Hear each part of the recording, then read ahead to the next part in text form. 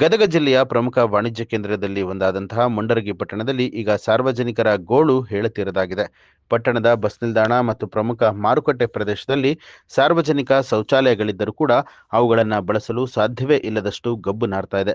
ಗದಗ ಜಿಲ್ಲೆ ಮುಂಡರಗಿ ಪಟ್ಟಣದಲ್ಲಿ ನೀವು ಯಾವುದೇ ಇಲಾಖೆಯ ತಾಲೂಕು ಆಡಳಿತಾಧಿಕಾರಿಗಳ ಒಂದು ಯಾವುದೇ ಇಲಾಖೆಯಲ್ಲಿಯೂ ಕೂಡ ಇವತ್ತಿನವರೆಗೂ ಸುಸರ್ಜಿತವಾದ ಮೂತ್ರ ವಿಸರ್ಜನೆ ಮಾಡುವಂಥ ಸ್ಥಳ ಇಲ್ಲದಿರುವುದು ಅತ್ಯಂತ ವಿಪರ್ಯಾಸ.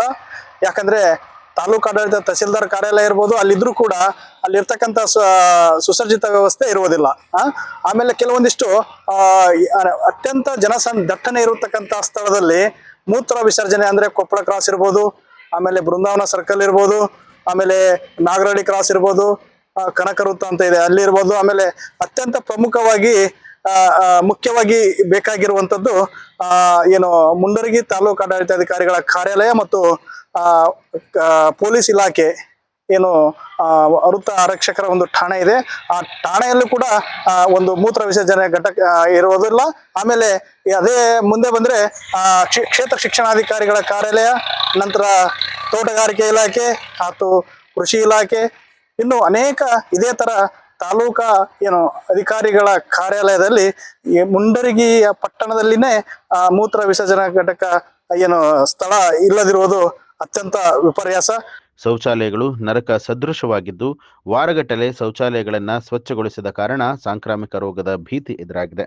ಇನ್ನು ಕೆಲವು ಶೌಚಾಲಯಗಳು ನೀರಿನ ವ್ಯವಸ್ಥೆ ಕೂಡ ಇಲ್ಲದೆ ಪಾಳು ಬಿದ್ದಿದೆ. ಮುಂಡರಗಿ ಪುರಸಭೆ ನಿರ್ಲಕ್ಷ್ಯದ ವಿರುದ್ಧ ಜನರು ಆಕ್ರೋಶ ಹೊರಹಾಕಿದ್ದು ಶೌಚಾಲಯಗಳ ನಿರ್ವಹಣೆ ಮಾಡುವಂತೆ ಒತ್ತಾಯ ಮಾಡಿದ್ದಾರೆ.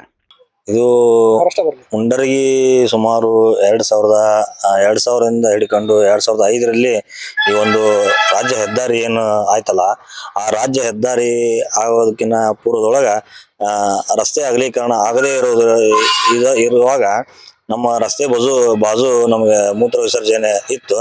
ಈ ರಸ್ತೆ ಅಗಲೀಕರಣ ಆದ ನಂತರ ಮೂತ್ರ ವಿಸರ್ಜನೆ ತೆಗೆದು ಹಾಕಿದ್ದಾರೆ.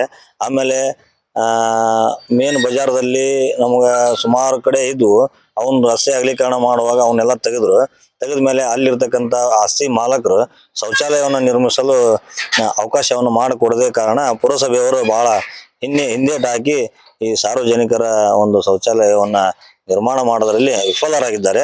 ಅದಕ್ಕೆ ತಮ್ಮ ಒಂದು ಈ ಮಾಧ್ಯಮದ ಮೂಲಕ ನಾನು ತಿಳಿಪಡಿಸೋದು ಏನಂತಂದ್ರೆ, ಆದಷ್ಟು ಬೇಗ ಮುಂಡರಗಿ ಸುಲಭ ಶೌಚಾಲಯವನ್ನು ನಿರ್ಮಿಸಿ ಅತ್ಯಂತ ಸುಂದರ ನಗರವನ್ನಾಗಿ ಮಾಡಬೇಕಂತ ಕೇಳ್ಕೊತಾ ಇದ್ದೇನೆ ಸರ್. ಗಣೇಶ್ ಹಾತ್ಲಗೇರಿ, ಕನ್ನಡ ಜನಾಭಿವೃದ್ಧಿ ವೇದಿಕೆ ಜಿಲ್ಲಾಧ್ಯಕ್ಷ. ನ್ಯೂಸ್ ಅಲರ್ಟ್, ನಿಮ್ಮಿಂದ ನಿಮಗಾಗಿ.